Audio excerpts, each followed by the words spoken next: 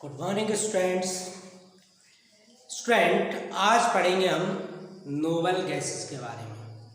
Previous video में हमने chlorine के बारे में पढ़ा था। क्लोरीन की प्रिपरेशन मेथड की थी, उसकी फिजिकल प्रॉपर्टी और उसके बाद उसकी केमिकल प्रॉपर्टी की हमने कुछ रिएक्शन उसमें की थी। ठीक है, अब हम आज करेंगे इसमें 18 ग्रुप 18 नोबल गैसेस। जनरली आप लोगों को पता है कि जो ग्रुप 18 होता है, ग्रुप 18 में जो एलिमेंट्स हैं उनके आउटरमोस्ट शेल में क्या होते हैं, 8 इलेक्ट्रॉन होते हैं, यानी उनका जो ऑक्टेट होता है वो क्या होता है, कंप्लीट होता है। इसलिए इन्हें इनर्ट गैसेस भी कहा जाता है। क्या कहा जाता है इन्हें? इनर्ट गैसेस, यानी कि इनकी आउटरमोस्ट शेल में 8 इलेक्ट्रॉन कंप्लीट होते हैं, तो ये केमिकली अनरिएक्टिव होते हैं। ये जो एलिमेंट्स होते हैं ये केमिकली क्या होते हैं, अनरिएक्टिव एलिमेंट्स होते हैं। इसलिए इनको पीरियोडिक टेबल में सेपरेट कहाँ रखा गया, 18 ग्रुप में रखा गया। जनरली अगर हम देखें तो जो नोबल गैसेज है, नोबल गैसेज में सबसे पहले हीलियम, फिर neon, then argon, then krypton, xenon and radon.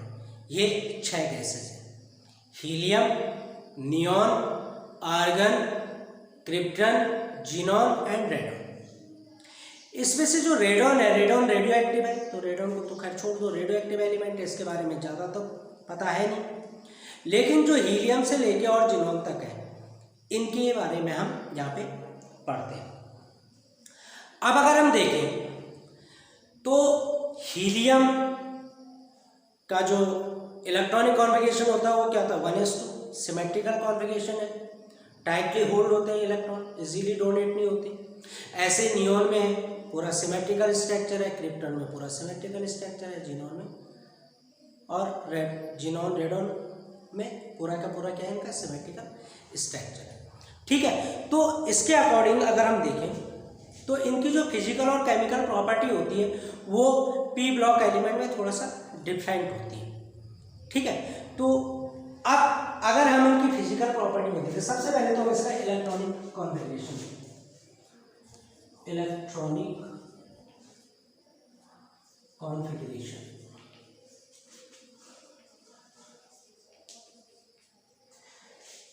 जो नोबल गैसेस का इलेक्ट्रॉनिक कॉन्फ़िगरेशन होता है वो होता है NH2 NP6। क्या होता है? NH2 NP6, यानी कि इनका जो आउटरमोस्ट शेल होता है उसमें कंप्लीट क्या होता है, 8 इलेक्ट्रॉन होते हैं। तो कंप्लीट 8 इलेक्ट्रॉन होने के कारण इसीलिए इन्हें क्या कहा जाता है, नोबल गैसेस कहा जाता है। फॉर एग्जाम्पल अगर हम देखें हीलियम, एटॉमिक नंबर 2 क्या हो जाएगा इसका, 1s2। Neon atomic number 10 1s2 2s2 2p6। अब देखो p ऑर्बिटल कंप्लीट। ऐसे अगर हम आर्गन ले लें 18 1s2 2s2 2p6 3s2 3p6, तो ये देखो 6 इलेक्ट्रॉन कंप्लीट। ये ड्यूप्लेट बनाता है हीलियम। बस हीलियम का जो ऑक्टेट कंप्लीट हो जाता है और ड्यूप्लेट कहते हैं उसे, उसके ऑक्टेट को 8 इलेक्ट्रॉन को होल्ड नहीं कर पाता, तो ड्यूप्लेट होता है। बाकी देखो ऐसे क्रिप्टन में आएगा, ऐसे जीनॉन में आएगा, ऐसे रेडॉन में इनका स्ट्रक्चर आएगा। ठीक है बच्चों, अब देखेंगे हम इसकी फिजिकल प्रॉपर्टी। तो फिजिकल प्रॉपर्टी में सबसे पहले क्या आता है आपका, एटॉमिक रेडियस। अब यहाँ पे एक बड़ी इंपॉर्टेंट बात है, ये ध्यान देना आप लोग।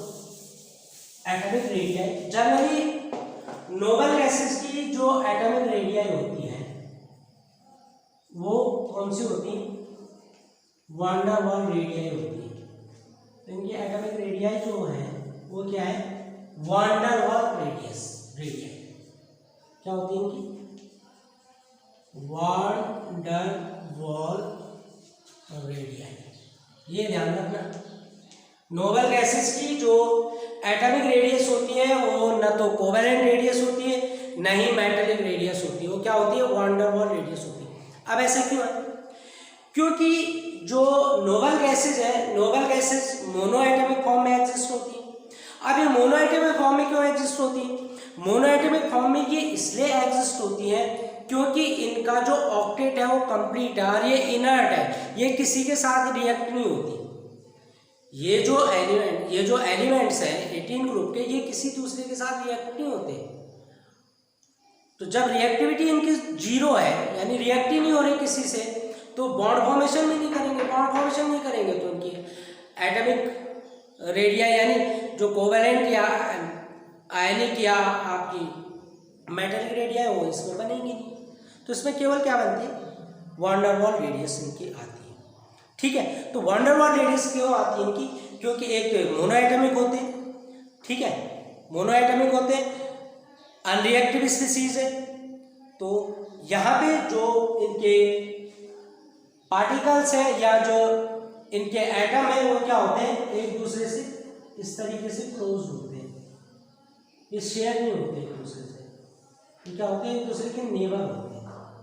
ठीक है ना, तो इसलिए इनकी जो हम रेडियस देखते हैं वो क्या देखते हैं, वान डेर वाल रेडियस देखी जाती है। तो ये ध्यान रखना, नोबल गैसेस में वान डेर वाल रेडियस देखी जाती है, बाकी में हम एटॉमिक रेडियस में कोवेलेंट रेडियस या दूसरी रेडियस देखते हैं, लेकिन यहाँ पे हम केवल क्या देखते हैं, वान डेर वाल रेडियस। तो ऐसा क्यों, क्योंकि जो नोबल गैसेस होती हैं वो मोनोएटमिक होती हैं और ये कोवेलेंट बॉन्ड को फॉर्म नहीं करती है, तो इसलिए इनकी जो रेडियस होती है वो क्या होती है, वान डेर वाल रेडियस होती है।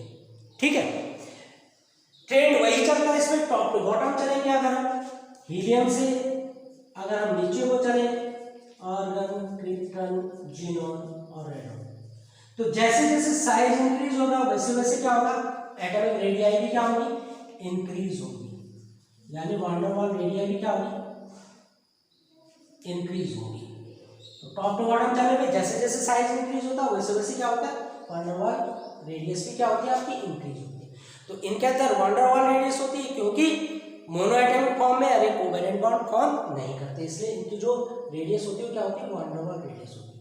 टॉप टू बॉटम चलेंगे, वान डेर वाल रेडियस इंक्रीज होगी। ये तो आ गया आपका फर्स्ट पॉइंट। अब आते हैं सेकंड पॉइंट पे। ये सेकंड पॉइंट भी बड़ा इंपॉर्टेंट पॉइंट है, वो है आयनाइजेशन एंथैल्पी। आयनाइजेशन एंथैल्पी आप जानते हैं कि किसी भी इलेक्ट्रॉन को गैसेस स्टेट में किसी इलेक्ट्रॉन को किसी एटम से रिलीज करने के लिए जितनी एनर्जी रिक्वायर्ड होती है उसकी आयनाइजेशन एंथैल्पी होती है। अपने पर्टिकुलर पीरियड में जो हैलोजन है, सॉरी, जो नोबल गैसेस है, नोबल गैसेस की आयनाइजेशन एंथैल्पी सबसे ज़्यादा होती है। अपने पर्टिकुलर पीरियड में आयनाइजेशन एंथैल्पी नोबल गैसेस की सबसे ज़्यादा होती है। क्यों होती है, क्योंकि इसका जो स्ट्रक्चर है सिमेट्रिकल स्ट्रक्चर है, ऑटरमोस्ट सेल कंप्लीटली फिल है, कंप्लीटली फिल होने के कारण इनका जो स्ट्रक्चर है वो सिमेट्रिकल स्ट्रक्चर हो जाता है। तो वहाँ से इलेक्ट्रॉन रिलीज करने के लिए बहुत लार्ज अमाउंट में एनर्जी की ज़रूरत होती है, तो इसलिए इनकी जो आयनाइजेशन एंथैल्पी होती है वो बहुत ज़्यादा होती है। अपने पार्टिकुलर ग्रुप में सबसे ज़्यादा आयनाइजेशन एंथैल्पी किसकी होती है, नोबल गैसेस की। और वो क्यों होती है, क्योंकि इनका जो शेप है यानी इनका जो ऑर्बिटल का ओरिएंटेशन वो क्या है, सिमेट्रिकल, यानी ये जो है किस फॉर्म में आते हैं, सिमेट्रिकल फॉर्म में आते हैं। ठीक है ना, तो जो मैक्सिमम आयनाइजेशन एंथैल्पी होती है इसकी, वो इसके हाईली सिमेट्रिकल इलेक्ट्रॉनिक कॉन्फ़िगरेशन के कारण होती है। किसके कारण, हाईली सिमेट्रिकल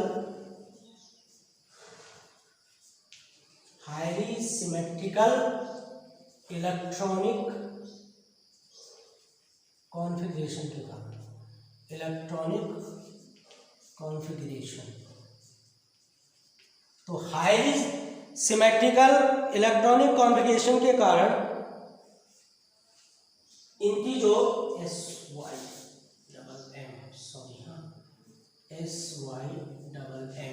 सिमेट्रिकल, तो हाईली सिमेट्रिकल इलेक्ट्रॉनिक कॉन्फ़िगरेशन के कारण क्या होता है, क्योंकि इनकी जो ऑक्टेट है, ऑक्टेट कंप्लीट है, ये आपकी p ऑर्बिटल होगी इसकी, जैसे हम बनाए, ये आपकी s ऑर्बिटल है, इसकी s ऑर्बिटल ns ऑर्बिटल, इसको हम np ऑर्बिटल मान सकते हैं। ये क्या है, कंप्लीटली फिल्ड है, कंप्लीटली फिल्ड है।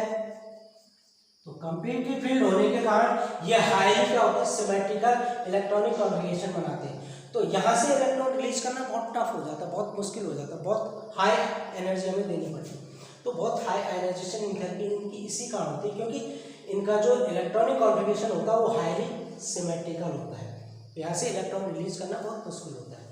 Top to bottom ionisation enthalpy decrease होती है, जैसे एज ए ट्रेंड चलता है कि टॉप टू बॉटम चलते हैं, साइज इंक्रीज होता है तो आयनाइजेशन एंथैल्पी डिक्रीज होती है। ये सेम ट्रेंड यहाँ पे भी चलेगा। तीसरा पॉइंट आता है इसका इलेक्ट्रॉन गेन एंथैल्पी। ये भी बड़ा इंपॉर्टेंट पॉइंट है। Electron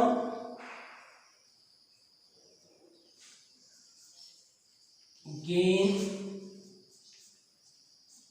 enthalpy. अब देखिए आप जनरली हम लोगों ने ये पढ़ा है इलेक्ट्रॉन गेन एंथैल्पी क्या है कि किसी इलेक्ट्रॉन को गैसेस स्टेट में किसी इलेक्ट्रॉन को कहीं से उसकी किसी एटम की सेल में लाने के लिए जो एनर्जी एटम रिलीज करता है वो उसके आयनाइजेशन क्या होती है, वो उसकी इलेक्ट्रॉन गेन एंथैल्पी होती है। यानी कि एटम और सेल में किसी एक इलेक्ट्रॉन को एंटर कराने के लिए एटम जितनी एनर्जी रिलीज करता है वो उसकी क्या होती है, इलेक्ट्रॉन गेन एंथैल्पी होती है। अब यहाँ पे सिस्टम वर्क कर रहा है, एटम वर्क कर रहा है, एनर्जी रिलीज कर रहा है, तो ये हमेशा नेगेटिव होती है। इलेक्ट्रॉन गेन एंथैल्पी हमेशा क्या होती है, नेगेटिव होती है। लेकिन यहाँ पे उल्टा होता है, ध्यान रखना। यहाँ पे जो नोबल गैसेज है उनकी इलेक्ट्रॉन गेन एंथैल्पी पॉजिटिव होती है। अब ऐसा क्यों? ऐसा इसलिए होता है क्योंकि हाईली सिमेट्रिकल स्ट्रक्चर होने के कारण यहाँ पे रिपल्शन बहुत ज़्यादा लगता है, क्योंकि जो इनका इलेक्ट्रॉनिक कॉन्फ़िगरेशन है वो क्या हाईली सिमेट्रिकल है। हाईली सिमेट्रिकल है यानी कि जो इनकी ऑर्बिटल है वो कंप्लीटली फिल है। ऑर्बिटल कंप्लीटली फिल है तो जो नया इनकमिंग इलेक्ट्रॉन होगा वो क्या करेगा, उसके लिए तो कहीं जगह ही नहीं है। दूसरा क्या करेंगे, वो इनकमिंग इलेक्ट्रॉन पे रिपल्शन फोर्स लगाएंगे, और जब रिपल्शन फोर्स लगाएंगे तो उसको दूर करेंगे, ठीक है ना। तो यहाँ पे उस पर्टिकुलर ऑर्बिटल में इलेक्ट्रॉन एंटर नहीं होते, इलेक्ट्रॉन कहाँ एंटर होते, अगली सेल में एंटर होते। समझ रहे हो, इलेक्ट्रॉन कहाँ जाता है, अगली सेल में। जैसे अगर हम यहीं पे देखें, जैसे हम नियॉन में देखें अगर, तो नियॉन में ये देखो नियॉन का स्ट्रक्चर जैसे ही है, 1 2 और ये हो गया 1 2 3 1 2 3 4 5 6। अब यहाँ अगर आप इलेक्ट्रॉन एंटर करवा, ये देखो ये इसकी दूसरी सेल है, 1 2 3 4 5 6 7 8 इलेक्ट्रॉन डेंस है। अब यहाँ हम इलेक्ट्रॉन एंटर करवाने नहीं जाएगा इलेक्ट्रॉन, क्यों, क्योंकि इसे डिफाइन करेंगे। तो इलेक्ट्रॉन क्या करेगा, नेक्स्ट सेल में एंटर करेगा, यानी ये दूसरी की बजाय किस में आएगा, तीसरी सेल में आएगा। यहाँ अब तीसरी सेल में आ रहा इलेक्ट्रॉन, कहाँ आ रहा, तीसरी सेल में आ रहा। तो यहाँ तीसरी सेल में आने के लिए क्या करेगा, क्या होगी इसकी, ये आयनाइजेशन एंथैल्पी होगी। देखो यहाँ इलेक्ट्रॉन एंटर कर रहा, तो इलेक्ट्रॉन एंटर करवाने के लिए क्या करनी पड़ेगा, इस सेल में इलेक्ट्रॉन एंटर करवाने तो हमें एनर्जी देनी पड़ेगी, तो हमें इसको एंटर करवाने के लिए क्या करनी पड़ती है, एनर्जी देनी पड़ती है। तो यही रीजन है कि जो इलेक्ट्रॉन गेन एंथैल्पी होती है नोबल गैसेस की, वो पॉजिटिव होती है, क्योंकि अगर हम इलेक्ट्रॉन एंटर करवा रहे हो तो वो नेक्स्ट सेल में एंटर करता है, और नेक्स्ट सेल में एंटर करने के लिए उसको क्या करनी पड़ती है, एनर्जी देनी पड़ती है बाहर से। तो इसलिए इसकी इलेक्ट्रॉन गेन एंथैल्पी क्या होती है, पॉजिटिव होती है। ये बड़ा इंपॉर्टेंट पॉइंट है कि नोबल गैसेस की जो इलेक्ट्रॉन गेन एंथैल्पी होती है वो पॉजिटिव होती है। क्यों, क्योंकि इलेक्ट्रॉन उस पर्टिकुलर ऑर्बिटल में या उस पर्टिकुलर सेल में नहीं जा पाता जिसमें हम डालना चाह रहे हैं उसे, क्योंकि वहाँ पे इंटर इलेक्ट्रॉनिक रिपल्शन बहुत स्ट्रांग होता है। तो इलेक्ट्रॉन क्या करता है, उससे हायर सेल में या हायर एनर्जी लेवल में जंप करता है। तो हायर एनर्जी लेवल में जंप कराने के लिए हमें उसे एनर्जी देनी पड़ती है, इसलिए उसकी इलेक्ट्रॉन गेन एंथैल्पी क्या होती है, पॉजिटिव होती है। तो ये केवल नोबल गैसेस में होता है, बाकी और किसी में नहीं होता। और एक चीज और आती है यहाँ पे, मेल्टिंग एंड बॉइलिंग पॉइंट। ये बड़ा इंपॉर्टेंट पॉइंट है, मेल्टिंग एंड बॉइलिंग पॉइंट। तो जनरली जो नोबल गैसेस होते हैं उनके मेल्टिंग और बॉइलिंग पॉइंट लो होते हैं। उनके जो मेल्टिंग और बॉइलिंग पॉइंट है वो जनरली क्या होते हैं, लो, कम होते हैं। क्यों, क्योंकि इनके बीच में जो फोर्स ऑफ अट्रैक्शन होता है वो क्या होता है, van der Waal force of attraction होता है। और van der Waals force of attraction बहुत वीक होता है, तो इनके बॉन्ड इजीली ब्रेक हो जाते हैं, थोड़ा सा हीट करें इजीली इनके ब्रेक हो जाते हैं। इसलिए जो हीलियम का मेल्टिंग पॉइंट है, हीलियम का मेल्टिंग पॉइंट 4.2 केल्विन होता है। अब देख लो आप, 4.2 केल्विन पे हीलियम मेल्ट हो जाती है, इतना कम। तो ये किसके कारण होता है? Van der Waals. तो 2 ही इलेक्ट्रॉन है तो बहुत वीक वान डेर वाल्स फोर्स होगा हीलियम के अंदर। तो वीक वान डेर वाल्स फोर्स होने के कारण, क्योंकि दूसरा फोर्स तो है नहीं, बॉन्ड तो ये बनाती नहीं कि जो फोर्स ऑफ अट्रैक्शन बढ़े, इनमें केवल क्या होता है? वान डेर वाल्स फोर्स होता है। तो वान डेर वाल्स फोर्स क्या है? सबसे वीक फोर्स है। तो इसलिए इनके मेल्टिंग और बॉइलिंग पॉइंट भी इसी वान डेर वाल्स फोर्स के कारण क्या होते हैं? वीक होते हैं, क्योंकि वान डेर वाल्स फोर्स सबसे वीक फोर्स होता है और नोबल गैसेस में केवल वान डेर वाल्स फोर्स ही होता है। तो इसीलिए इनके जो मेल्टिंग और बॉइलिंग पॉइंट होते हैं वो बहुत लो होते हैं, बहुत कम होते हैं।